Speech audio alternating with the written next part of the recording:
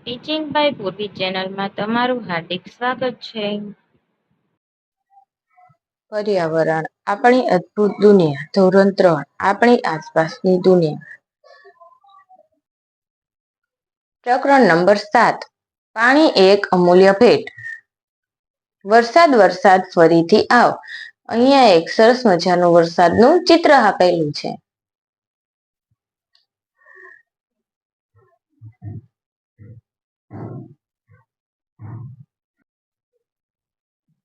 એ શું છે જે નીચે આવે છે પણ કદી ઉપર જતું નથી?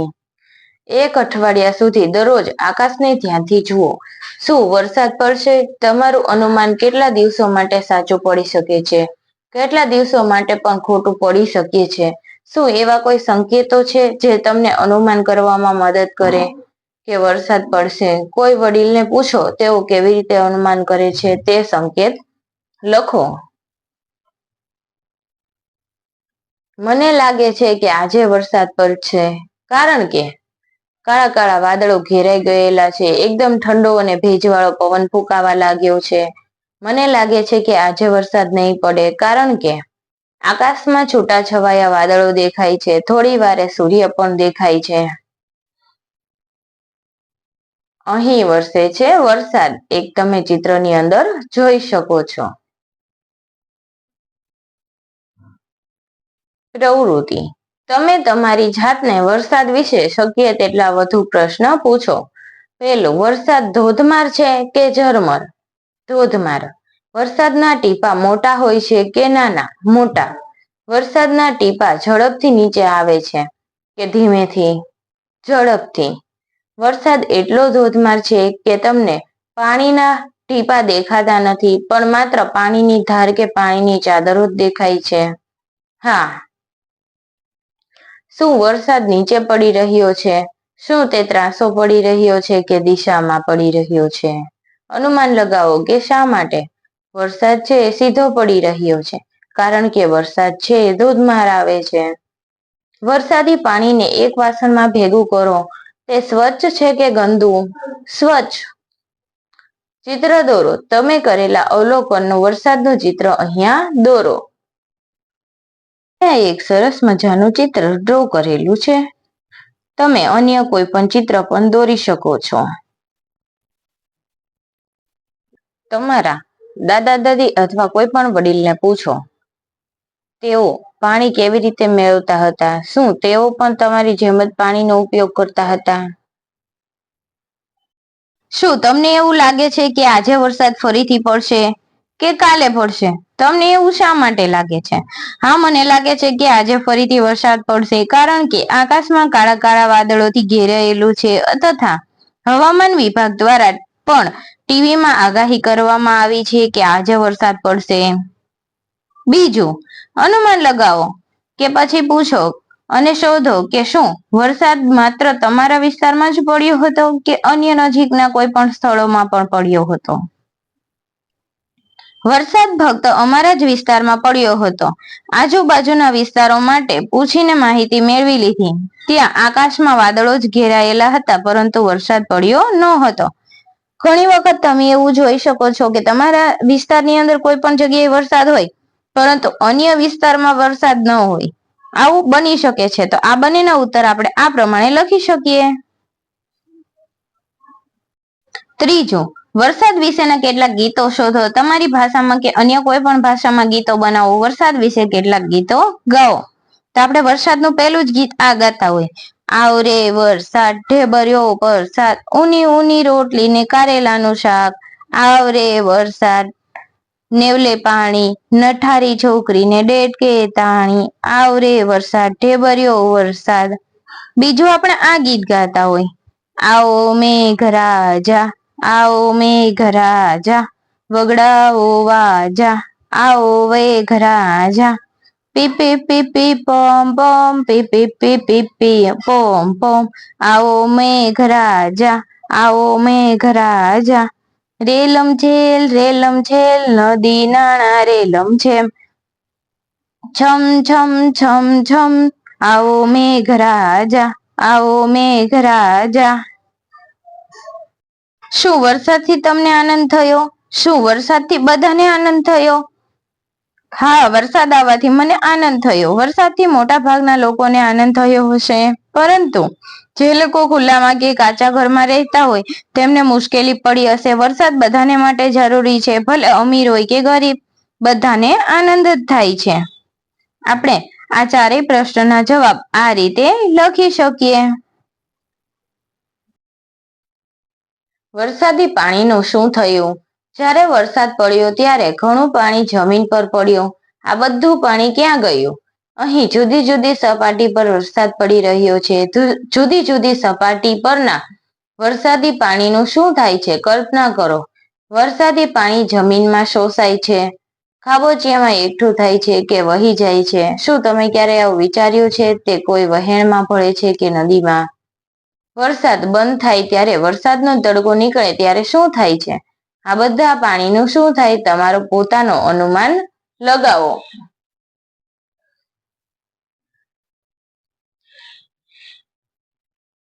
જ્યારે કેટલુંક વરસાદી પાણી જમીનની અંદર શોષાઈ જાય છે, ધીમે ધીમે જમીનમાં ઉતરે અથવા તો વહેણ અથવા તો કોઈ તળાવમાં ભળી જાય છે. કેટલુંક પાણી જમીનની નીચે ખડકો માટે પાણીની વચ્ચે સંગ્રહિત થાય છે. આપણા કુવાઓ પાણી જમીન નીચે સંગ્રહાયેલા પાણીમાં આવે છે. વહેણમાં વહેતું પાણી છેવટે નદીઓમાં ભળે છે. કેટલુંક પાણી ખાબોચિયામાં, તળાવોમાં, સરોવરોમાં તથા સમુદ્ર અને મહાસાગરોમાં પણ એકઠું થાય છે.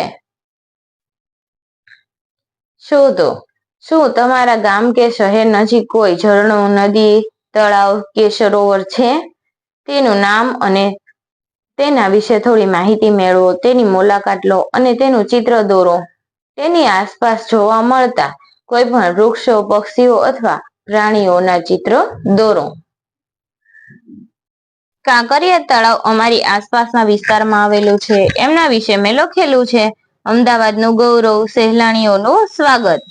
અમારા શહેરમાં કાંકરિયા નામનું તળાવ છે. તે અમદાવાદ શહેરના દક્ષિણ વિસ્તારમાં આવેલું છે. તેનો આકાર ત્રિકોણી છે. તેને 34 બાજુઓ છે. તેનો પરિઘ આશરે 2.5 કિલોમીટરનું છે. તેની મધ્યમાં એક બાગ આવેલો છે. તેનું નામ નગીનાવાડી છે. કાંકરિયા તળાવ સહેલાણીઓ માટેનું એક આકર્ષક સ્થળ છે. દર વર્ષે 25 થી 31 ડિસેમ્બર સુધી કાંકરિયા કાર્નિવલની ઉજવણી કરવામાં આવે છે. કાંકરિયા તળાવ સુલતાન કુતુબુદ્દીન અહમદ શાહ બીજાએ 15મી સદીમાં બંધાવ્યું હતું. તે સમયે કુતુબ હોજ અથવા તો હોજ-એ કુતુબ નામ તરીકે જાણીતું છે. તે શુદ્ધ પાણીની વ્યવસ્થા પણ હતી ત્યાં.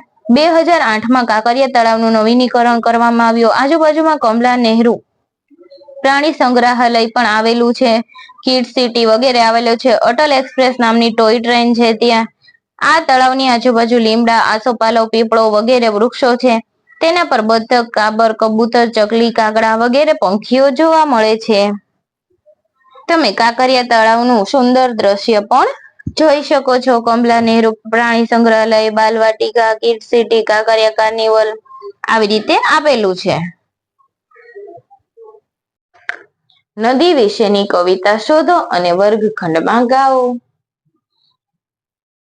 પર્વતમાંથી જન્મ લઈને પથ્થરોમાંથી આડી અવળી ખળખળ વહેતી નદી હંમેશા વહેતી રહેતી.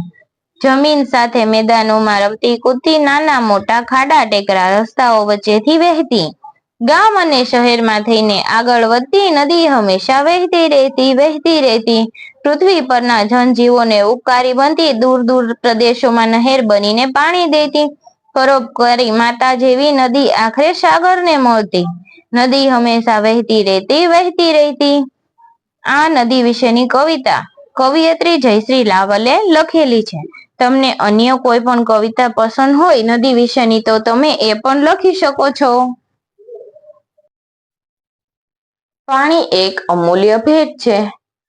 પાણી એક એવી ભેટ છે જે આકાશમાંથી પડે છે. આ ભેટ જુદી જુદી રીતે આપણા ઘર સુધી પહોંચે છે. આપણે આ ભેટની કાળજી કેવી રીતે રાખીશું? આપણે તેનો સંગ્રહ કરીએ છીએ. આપણને તે પાણીનું શું કરીએ છીએ? ચાલો આપણે ઘરની અંદર જઈએ અને શોધી કાઢીએ. મોટા ભાગના દિવસોમાં સૂર્ય અને બરખા ઘરના નળમાંથી પાણી મેળવે છે. શાળામાં પણ તેઓ પાણી નળમાંથી મેળવે છે. આ બધા નળ સુધી પાઇપ દ્વારા પાણી પહોંચે છે. આ પાઇપમાં પાણી ક્યાંથી આવે છે? સૂર્ય અને બરખાએ પાઇપ ક્યાં જતી હતી ત્યાં ગયા અને જોયું તો ત્યાં છત પર એક ટાંકી હતી. હવે તે મૂંઝવણમાં મુકાયા. પ્રથમ સ્થાનમાં રહેલી ટાંકીમાં પાણી કેવી રીતે આવ્યું હશે? ચર્ચા કરો. તમે પાણી ક્યાંથી મેળવે છો? શું તમે નળમાંથી પાણી મેળવો છો? જો હા, તો તમારા ઘરના વડીલોને પૂછો કે નળમાં પાણી ક્યાંથી આવે છે. તેઓ કદાચ તમને છત પર ઊંચે રહેલી અથવા થોડી દૂર ઊંચી રહેલી ટાંકી વિશે કહેશે. શું તમે એવી ટાંકીઓ જોયેલી છે જ્યાં વરસાદના પાણીનો સંગ્રહ થાય છે? તે ટાંકીઓ સુધી પાણી કેવી રીતે પહોંચ્યું? શું ત્યાં મોટી પાઇપ દ્વારા ટાંકીમાં પાણી ક્યાંથી લાવવામાં આવે છે? આ પાઇપો ક્યાંથી આવે છે?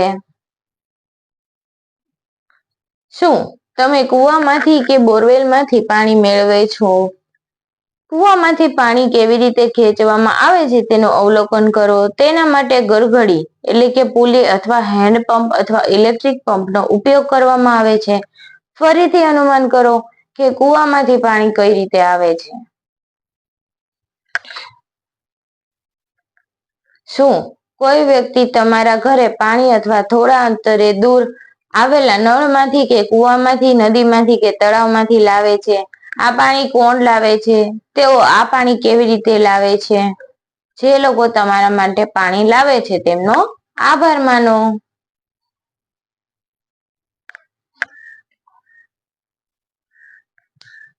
શું ટેન્કર તમારા સુધી પાણી પહોંચાડે છે? જો હા, તો શોધો કે ટેન્કરો પાણી ક્યાંથી લાવે છે.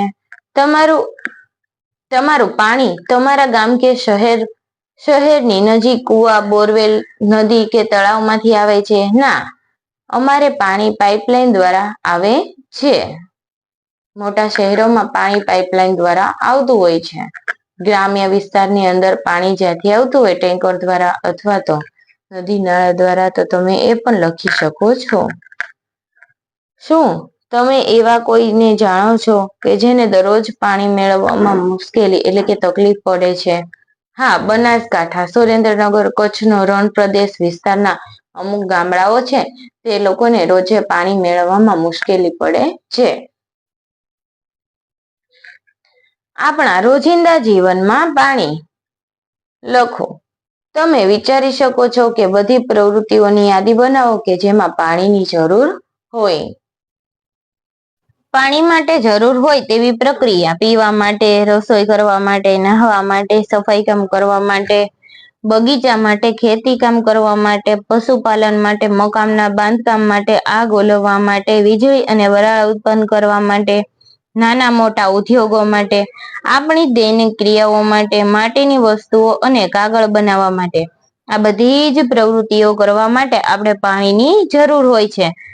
તમે અન્ય કોઈ પણ પ્રવૃત્તિઓ પણ લખી શકો છો. પાણી બચાવો, જીવન બચાવો. તમે તમારા દાંતને સાફ કરવા માટે કેટલા ટમ્બલર પાણીની જરૂર પડે છે? તમે સ્નાન માટે કેટલું પાણી વાપરો છો? દાંત માટે 1 ટમ્બલર અને સ્નાન માટે 1 ડોલ.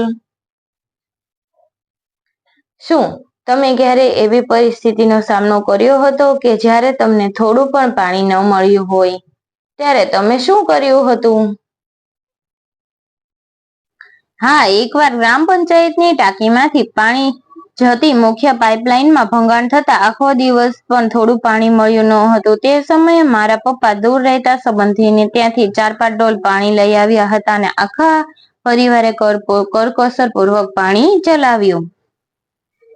જુઓ, તમે ચિત્રની અંદર જોઈ શકો છો. આપણે ઘણીવાર એવી પરિસ્થિતિ સર્જાઈ હોય, શહેરમાં રહેતા હોય તો ફ્લેટમાં કોઈ ખોદકામ હોય તો પણ પાણી તમને મળ્યું ના હોય, તો તમે શું કરો? આજુબાજુ વાળાને ત્યાંથી થોડું સંગ્રહ કરેલું પાણી હોય ત્યાંથી લઈ અને તમારો આખા દિવસનો ગુજારો ચલાવો. એમ તમે કોઈ પણ અન્ય ઉદાહરણ પણ લખી શકો છો. તમારી જોડે ક્યારે એવું થયું હોય તમને પાણી ન મળ્યું હોય અને તમે શું કર્યું હતું, તો તમે એ વર્ણન કરી શકો છો. પાણી અમૂલ્ય છે, તેનો સદુપયોગ કરીએ. પાણીને હંમેશા બચાવીને જ વાપરવું જોઈએ. બાળ દોસ્તો. એક દિવસ સૂર્ય અને બરખા સાથે પણ આવું થયું હતું. શું તમે જાણો છો કે તેઓએ શું કર્યું હતું? પાણી નથી આજે. અરે નહીં, આપણે 2 ડોલ પાણીનો સંગ્રહ કર્યો છે. પાણી કેમ નથી? તો કે સોસાયટીની પાઇપલાઇન આજે ફાટી ગઈ છે. તમારા દાદા દાદી અથવા કોઈ પણ વડીલને પૂછો, તેઓ પાણી કેવી રીતે મેળવતા હતા? શું તેઓ પણ તમારી જેમ જ પાણીનો ઉપયોગ કરતા હતા? મારા દાદાને પૂછતા તેઓએ કહ્યું, અમારા સમયમાં ગામમાં એક જ કૂવો હતો. તે ગામ કૂવો કહેવાતો હતો. ગામના લોકો તે કૂવામાંથી જરૂરિયાત પ્રમાણે પાણી કાઢી લાવીને ઘરમાં વિવિધ પાત્રોમાં સંગ્રહ કરતા હતા. પછી જરૂરિયાત મુજબ તે પાણીને વપરાશમાં લેતા હતા. પાળેલા પ્રાણીઓને પાણી પાવા માટે ગામમાં હવાડે લઈ જતા હતા. તે સમયે પાણીનો ઉપયોગ કરકસરથી કરવામાં આવતો હતો. આજના સમયમાં પાણીનો બગાડ જે રીતે થાય તેવું ન હતું. તે સમયના લોકોને પાણીનું મૂલ્ય સમજાતું હતું. લોકો પાણીનો જરૂર હોય તેટલો જ ઉપયોગ કરતા હતા. તેઓ પાણીનો સંગ્રહ કેવી રીતે કરતા હતા?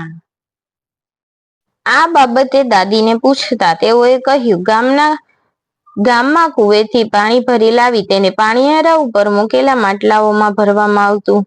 એ માટલા માટી, પિત્તળ કે તાંબાના હતા. બીજું ડોલ, મોટા માટલા કે ચીરોડી પાત્રમાં ભરવામાં આવતું હતું. તેમની પાસે તમને જાણવા મળ્યું હોય તેવી એક ટૂંકી વાર્તા લખો. મને શિવાંશ, મારા દાદા પિનાકીમભાઈ અને દાદી જયુબા સાથે તેમના પાણીના વાર્તાલાપ દ્વારા જાણવા મળ્યું કે દાદા દાદી નાના હતા ત્યારે તે સમયની પાણીની વ્યવસ્થા અને વપરાશ આજના યુગની પાણીની વ્યવસ્થા અને વપરાશ વિશે લગભગ આભ જમીનનું અંતર જોવા મળે છે. આજના સમયમાં લગભગ દરેક ઘરમાં નળથી પાણી આવે છે અને તેના ઘરના આગળના ભાગે બનાવેલ પાણી ટાંકીમાં સંગ્રહિત થાય છે. ઘરના ધાબા ઉપર, બાથરૂમ ઉપર કે ટાંકીમાં પાણી ચડાવવામાં આવે છે અને તે પાણી નળ દ્વારા રસોડામાં, બાથરૂમમાં, શૌચાલયમાં, વોશ બેસિન અને વાડામાં આવે છે. પાણી છૂટતું મળતું હોવાથી તેનો વપરાશ અને બગાડ વધુ થાય છે. આમ પાણીનું મહત્વ આજની પેઢીને સમજાતું નથી. દાદા દાદી નાનપણના સમયમાં પાણી ગામના કુવેથી લાવતા હતા. પાણીનું મૂલ્ય સમજાતું હતું, તેથી પાણીનો કરકસર પૂર્વક ઉપયોગ કરવામાં આવતો હતો. સ્નાન કરવા, દાંતણ કરવા કે અન્ય કાર્યમાં પાણી સંભાળીને વાપરવામાં આવતું હતું. શૌચક્રિયા માટે ગામના ગોચરમાં જવાતું, તેથી ખૂબ ઓછા પાણીનો બગાડ થતો. વાસણ ધોયેલું પાણી વાળામાં કે ઉગાડેલા છોડના વૃક્ષમાં નાખવામાં આવતું, તેથી વિવિધ વાસણોમાં ભરવામાં આવતું અને આખો દિવસ તે પાણીનો ઉપયોગ થતો હતો. આમ દાદા દાદીનું જીવન સાદું હતું અને સમજદારી ભર્યું હતું, તેથી તેઓ પાણીનું મૂલ્ય જાણતા હતા. આજની પેઢી એ જાણતી નથી. જ્યારે આપણે એવું જાણીએ છીએ કે આપણને હંમેશા પાણી મળવાનું નથી, ત્યારે આપણે તેનો સંગ્રહ કરીએ છીએ. કેટલીક જગ્યાએ લોકો પોતાના ઘરમાં નળ અને પાઇપો દ્વારા વહેતું પાણી મળતું નથી. તેમને નદી, કુવા કે પાણી કોઈ પણ સ્ત્રોતમાંથી લાવવું પડે છે. કેટલાક પાણીને પાણીના ટેન્કર દ્વારા પહોંચાડવામાં આવે છે. ઘરમાં તેનો સંગ્રહ કરવામાં આવે છે. ઘણા વર્ષો પહેલા દુનિયામાં ક્યાંય પણ પાઇપ કે નળ નહોતા, તેથી લોકો પાણીનો સંગ્રહ કરવા માટે પાત્રો અથવા વાસણો બનાવતા શીખ્યા. અહીં કેટલાક વાસણો દર્શાવેલા છે કે જેનો ઉપયોગ હાલમાં આપણે પાણીનો સંગ્રહ કરવા માટે કરીએ છીએ, જે વિવિધ સામગ્રીમાંથી બનેલા હોય છે. જુઓ, માટીનો ઘડો, માટીનો કુંજો, તાંબાનું વાસણ, પિત્તળનો ઘડો, સ્ટીલનો ઘડો, એલ્યુમિનિયમનું તપેલું, કાચની બોટલ, પ્લાસ્ટિકની બોટલ, પ્લાસ્ટિકની ડોલ. અહીંયા પ્રવૃત્તિ નંબર 2 આપેલું છે. એક પ્રદર્શન ગોઠવો. તમારા ઘરમાં પાણી ભરવા માટે ઉપયોગમાં લેવાતા વિવિધ વાસણોને ઓળખો. અમારા ઘરમાં પાણી ભરવા માટે આ વાસણોનો ઉપયોગ થાય છે. માટીનો ઘડો, તાંબાનું વાસણ, એલ્યુમિનિયમનો ઘડો, તપેલું, માટલું, પિત્તળનો ઘડો, પ્લાસ્ટિકની ડોલ, સ્ટીલનો ઘડો વગેરે. ત્યાર પછી એવું કીધું છે કે તમારા કુટુંબના વડીલોને પૂછો કે તે કયા પ્રકારના વાસણમાં પાણીનો સંગ્રહ કરતા. તો નીચે મેં પાત્રો દર્શાવેલા છે. માટલા, ડોલ, તગારું, તપેલું, માટીનો ગોળો, પવાલી, ચરોડી, દેગડું વગેરે પ્રકારના વાસણોનો ઉપયોગ કરતા હતા. શું તે વાસણો હાલમાં આપણે જે વાપરીએ છીએ તેનાથી જુદા હતા? હા, તે વાસણો હાલમાં આપણે જે વાપરીએ છીએ તેનાથી જુદા હતા, જેવા કે તપેલું, મોટો ગોળો, પવાલી, ચંબુ, દેગડું વગેરે. શું તે વાસણોના નામ જુદા જુદા હતા? હા, તે વાસણોના નામ પણ જુદા જુદા હતા. એક કાગળમાં તમને રસપ્રદ લાગે તેવા કોઈ પણ વાસણનું ચિત્ર દોરો અને તમારી ભાષામાં એનું નામ લખો. મને ખૂબ જ રસપ્રદ લાગ્યું હોય તેવું વાસણ ચંબુ છે. તેમનું ચિત્ર આપેલું છે. તમારા શિક્ષકની મદદથી તમારા વર્ગખંડમાં આ ચિત્રનું એક પ્રદર્શન ગોઠવો. 7. આસપાસના તમારા વર્ગમાં મિત્રો દ્વારા બનાવેલા ચિત્ર તરફ જાઓ અને તેમનું અવલોકન કરો. ત્યારબાદ જુદા જુદા પ્રકારના કેટલા વાસણોમાં ચિત્ર દોરવામાં આવ્યા છે. જુદા જુદા પ્રકારના અનેક વાસણોમાં ચિત્ર દોરવામાં આવ્યા છે. શું તમને આ વાસણો ઉપર કોઈ તરાહ જોવા મળી? હા, મને વાસણો ઉપર જુદી જુદી તરાહ જોવા મળી છે. એક ક્ષણ માટે થોભો અને વિચારો. વરસાદ સ્વરૂપે પાણી ધરતી પર નીચે આવે છે. તે આપણા ઘણા સ્ત્રોત, ઝરણા, નદીઓ, તળાવ, કુવા, સરોવર, ભૂગર્ભ જળ વગેરેને ધીમે ધીમે ભરે છે. આ સ્ત્રોતમાંથી આપણે ઘણી રીતે આપણા ઘરોમાં પાણી લાવીએ છીએ. આપણને આ પાણીનો ઘણી રીતે સંગ્રહ કરીએ છીએ. આપણને તેનો ઉપયોગ ઘણી રીતે કરીએ છીએ. પાણીનો ઉપયોગ કર્યા પછી તેનું શું થાય છે? પાણી આપણને વસ્તુઓને સ્વચ્છ રાખવામાં મદદ કરે છે. આ આપણા સ્વાસ્થ્ય માટે ખૂબ જ મહત્વપૂર્ણ છે, પરંતુ આપણા દ્વારા તેનો ઉપયોગ થયા પછી પાણી ગંદુ થઈ જાય છે. આપણે ગંદા પાણીનો ઉપયોગ પીવા કે રાંધવા માટે નથી કરી શકતા, પરંતુ આપણા છોડને પાણી આપવા માટે અથવા શૌચાલયની સફાઈ માટે આ નકામા પાણીનો ફરીથી ઉપયોગ કરી શકીએ છીએ. તો ચાલો આપણે પાણીનો ઉપયોગ ઘટાડવાનો અને શક્ય હોય ત્યાં સુધી પાણીનો પુનઃ ઉપયોગ કરવાનો પ્રયત્ન કરીએ. પુનઃ ઉપયોગ એટલે કે રીયુઝ. આપણે પાણીમાં વધુ પડતો સાબુ અને અન્ય રસાયણો ઉમેરવા જોઈએ નહીં. ચાલો આપણે આકાશમાંથી મળેલી આ અમૂલ્ય ભેટને સાચવીએ. કહેવાય છે, પાણીને પવિત્ર માનવામાં આવે છે કારણ કે તે આપણા અસ્તિત્વ માટે અત્યંત જરૂરી છે. સામાન્ય રીતે આપણને 3 થી વધુ દિવસ પાણી પીધા વગર રહી શકતા નથી. કેટલાક સ્થળોએ જ્યાં ખૂબ ઓછો વરસાદ પડે છે અને ત્યાં કોઈ મોટા જળાશયો પણ નથી અને ત્યાંના લોકોને પાણી મેળવવા માટે ખૂબ દૂર સુધી જવું પડે છે.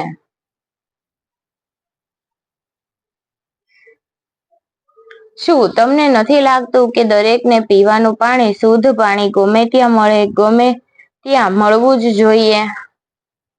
તો એક કાર્ય કરો. લોકોને મફત પીવાનું પાણી એટલે કે પીવાના પાણીની પરબ બંધાવો.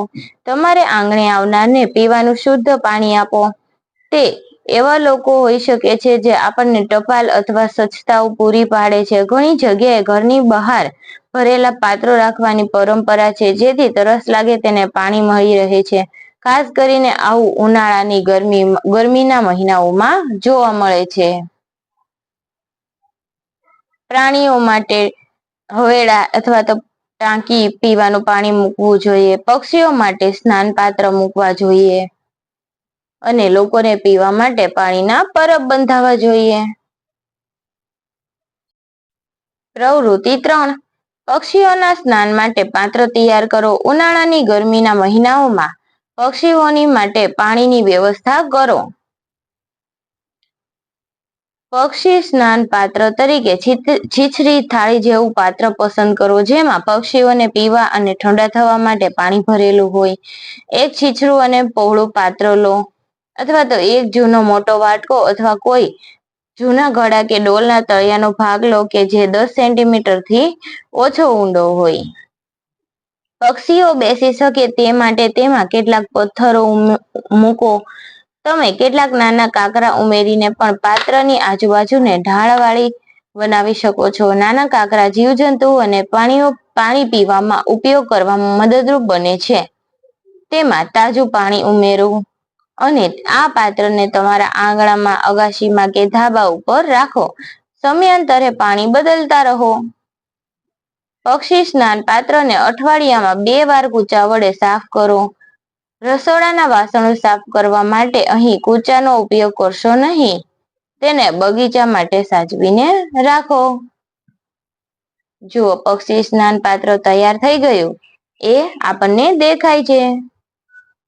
આપણે પણ ઉનાળામાં આવો સરસ મજાનો પ્રયત્ન કરવો જોઈએ, જેથી પક્ષીઓને અથવા તો નાના જીવજંતુઓને સરળતાથી પાણી મળી રહે. ચાલો આપણે મનન ચિંતન કરીએ. લખો. પહેલું,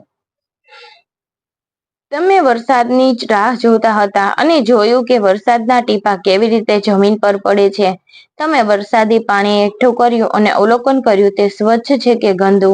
તમે જોયું કે જુદી જુદી જગ્યાએ પડેલા વરસાદી પાણીનું શું થયું. હવે વરસાદ અંગેના તમારા અવલોકનના આધારે થોડા વાક્યો લખો. હું વરસાદની રાહ જોતો હતો અને જોયું કે વરસાદના ટીપા ઝડપથી નીચે આવતા હતા. ઘણીવાર વરસાદની ધીમી ધારે પડે છે તો ઘણીવાર ધોધમાર પડે છે.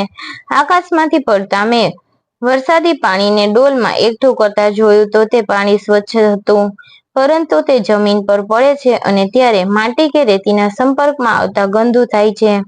આકાશમાંથી પડતા વરસાદનું પાણી તળાવોમાં, નદીઓમાં, સરોવરમાં, ઝરણા સ્વરૂપે, ખેતરોમાં, વહેણા સ્વરૂપે ખાબોચિયામાં ભરાયેલું જોવા મળે છે. વરસાદનું કેટલુંક પાણી જમીનમાં પણ શોષાઈ જાય છે. તમે ચિત્રની અંદર તળાવ, નદી, સરોવર, ઝરણું, ખેતર, વહેણું, ખાબોચિયું જોઈ શકો છો.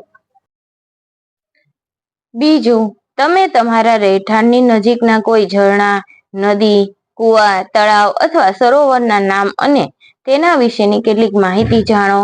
આ વિશે થોડા વાક્ય લખો. શું આ પાણી પીવા માટે વપરાય છે? જો હા, તો પાણી તમારા ઘરે કેવી રીતે લઈ જવામાં આવે છે? તેનો ઉપયોગ કરવામાં ન આવતો હોય તો શા માટે નહીં? શું ભૂતકાળમાં તેનો ઉપયોગ થતો હતો?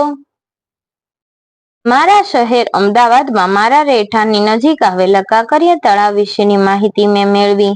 કાંકરિયા તળાવનું પાણી પીવા માટે ઉપયોગમાં લેવાતું નથી, એટલે તેને લોકોના ઘર સુધી મોકલવામાં આવતું નથી. આ તળાવ સુલતાન કુતુબુદ્દીન અહમદ શાહ બીજાએ 15મી સદીમાં બંધાવ્યું હતું. આ તળાવના પાણીનો પીવા માટે પણ ક્યારેય ઉપયોગ થયો નથી. આ તળાવનો ઉપયોગ અમદાવાદના બાદશાહને સ્નાન કરવા માટે થતો હતો. હાલ વર્તમાન સમયમાં શહેરીજનોને માટે ફરવા માટેના સ્થળ તરીકે તેનો ઉપયોગ થાય છે. તમારા પક્ષી સ્નાન પાત્રનું ચિત્ર દોરો. તમારા પક્ષી સ્નાનમાંથી પાણી પીવા માટે આવતા પક્ષીઓ અને જીવજંતુઓના નામ લખો. તો પહેલા આપણે ચિત્ર દોરીએ. અહીંયા પક્ષી સ્નાન પાત્રનું ચિત્ર આપેલું છે, જેમાં પક્ષીઓ સ્નાન કરે છે અને પાણીને પીવે છે. તમે જોઈ શકો છો. તમે અન્ય કોઈ પણ પક્ષી સ્નાન ચિત્ર દોરી શકો છો. અહીં પાણી પીવા માટે આવતા પક્ષીના નામ: કબૂતર, ચકલી, કાબર, કાગડો, પોપટ, હોલો વગેરે. જીવજંતુઓના નામ: પતંગિયા, વાણિયો, મધમાખી, તીતી, ઘોડો અને કીડી મકોડા વગેરે. ચર્ચા કરો. પાણી ખૂબ અમૂલ્ય છે. આપણે તેનો ઉપયોગ કેવી રીતે કરીએ છીએ તેના વિશે પણ આપણે સાવચેત રહેવું જોઈએ. આપણે પાણીનું એક પણ ટીપું બગાડવું જોઈએ નહીં. અંદરો-અંદર ચર્ચા કરો અને તમારા ઘરની બહાર અથવા બહારની એવી પ્રવૃત્તિની યાદી બનાવો કે જેના કારણે આપણું પાણી પ્રદૂષિત થાય છે અથવા તો વેડફાઈ થાય છે. આપણે પાણીનો બગાડ કેવી રીતે અટકાવી શકીએ? તમારા જૂથ સાથે રહીને 3 ઉપાયો વિશે વિચારો અને તમારી નોટબુકમાં લખો. તો ચાલો લખીએ. મારા ઘરની અને બહારની નીચેની પ્રવૃત્તિઓથી પાણી પ્રદૂષિત થાય છે અથવા તો વેડફાઈ જાય છે. બ્રશ, દાઢી કરતા પાણીનો નળ ચાલુ રાખવો, ફુવારા વડે સ્નાન કરવું, શૌચ ગયા પછી સંડાસમાં વધુ પાણી નાખવું, વાહન, આંગણું અને છત પાણીથી ધોવું, વોટર પાર્કના પાણીમાં સમૂહ સ્નાન કરવું, ટપકતા નળ પાઇપલાઇનનું રિપેરિંગ ન કરાવવું, ઘરમાં સાફ સફાઈ માટે ફિનાઇલ, ડિટર્જન્ટ અને સાબુનો વધુ ઉપયોગ કરવો. બગીચામાં જંતુનાશક દવાનો છંટકાવ કરવો. પાલતુ પ્રાણીઓને નવડાવવા. હવે પાણીનો બગાડ નીચેના ઉપાયોથી અટકાવી શકીએ છીએ. સવારે બ્રશ કરતા અને દાઢી કરતા નળ ચાલુ ન રાખવો. ફુવારાના બદલે ડોલમાં પાણી ભરીને સ્નાન કરવું. પાળેલા પ્રાણીઓના ઘરના બગીચાની બાજુમાં રાખી નવડાવવા, જેથી પાણી બગીચામાં જાય. ઘરમાં પોતું કરેલું અને વાસણ ધોયેલું પાણી એકઠું કરી બગીચામાં કે વૃક્ષોને આપવું. કપડાં ધોવાના પાણી આંગણામાં છંટકાવ કરવો. વોટર પાર્ક અઠવાડિયામાં 2-3 દિવસ માટે ખુલ્લા રાખવા વગેરેથી પાણીનો બગાડ અટકાવી શકીએ. વિડીયોને નિહાળવા બદલ તમારો ખૂબ ખૂબ આભાર. હવે આપણે મળીશું મિત્રો પ્રકરણ નંબર 8માં, જેમાં આપણે ખોરાક વિશેની માહિતી મેળવશું. Like, share and subscribe. Teaching by Purvi.